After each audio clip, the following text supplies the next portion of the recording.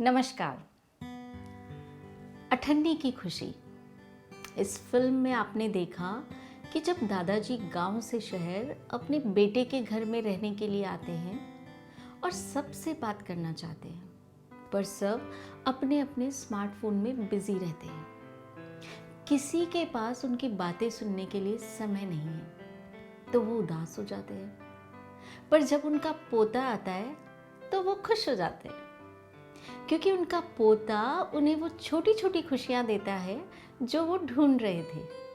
ठीक इसी प्रकार हमारे इतिहास में भी बहुत से ऐसे लोग हुए हैं जो अपनी वाणी से लोगों का चित्त प्रसन्न कर देते थे और अपने वाक चातुर्य से सभी का मन मोह लेते थे। जैसे हास्य कवि तेनाली रामा, मधुर भजन गाकर सबका मन मोहने वाले महान कवि सूरदास, मीराबाई, अपने बुद्धि चातुर्य से सबका मन मोह लेने वाले बीरबल आदि।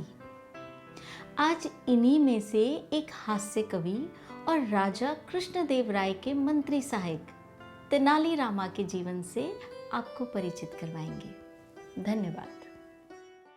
तेनाली रामकृष्ण यानी तेनाली रामा एक महान कहानीकार और प्रख्यात तेलुगु कवि थे।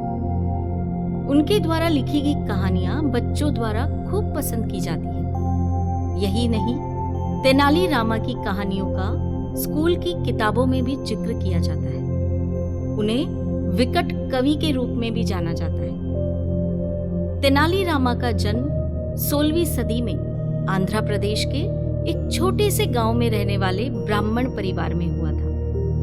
वे गरलापति रमैया और मां लक्ष्मम्मा के बेटे रामलिंगम के रूप में जन्मे थे। उनके पिता गरलापति रमैया रामलिंगेश्वर स्वामी मंदिर के प्रतिष्ठित पंडित थे,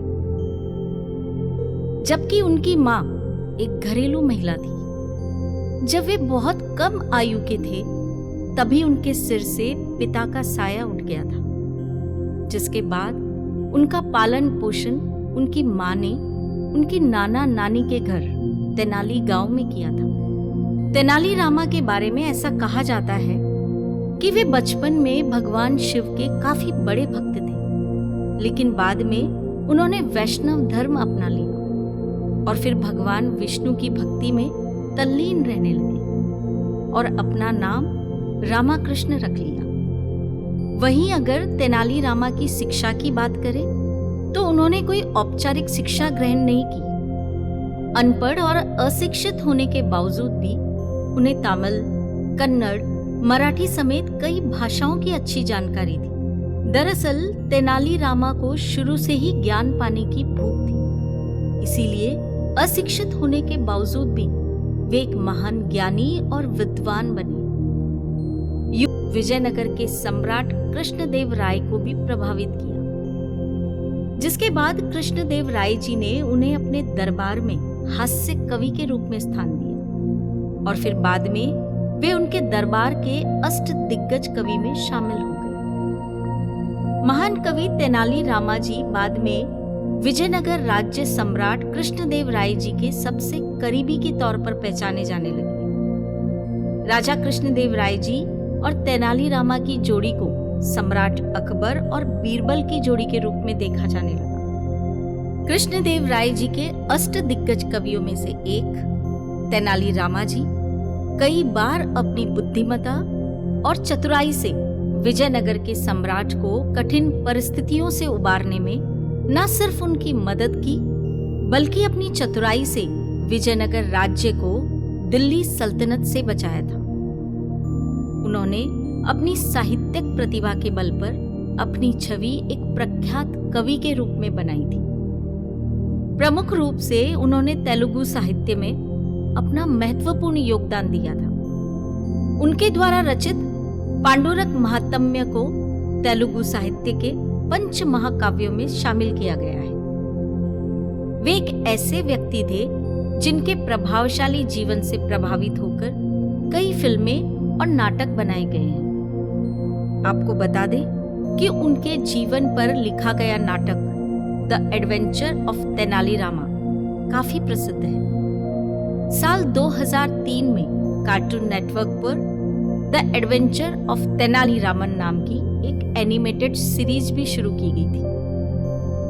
यही नहीं, उनके जीवन पर एक कन्नड़ फिल्म हास्य रत्ना रामकृष्ण साल 1982 में बनाई गई थी। तेनाली रामा नाम का एक धारावाहिक भी टेलीकास्ट किया गया था। उनकी कहानियां हमें आज भी गुदगुदा देती है।